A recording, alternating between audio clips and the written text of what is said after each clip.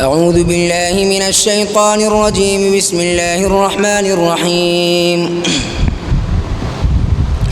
وإذ قلنا للملائكة اسجدوا لآدم فسجدوا إلا إبليس أبى فقلنا يا آدم إن هذا عدو لك ولزوجك فلا يخرجنكما من الجنة فتشقى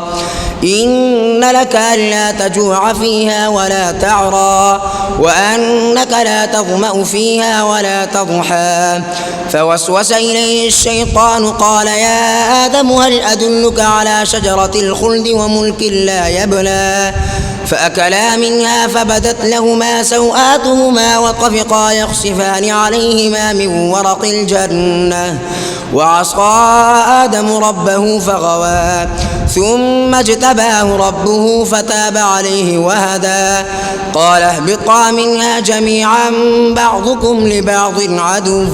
فإما يأتينكم مني هدى فمن اتبع هداي فلا يضل ولا يشقى ومن أعرض عن ذكري فإن له معيشة ضنكا ونحشره يوم القيامة أعمى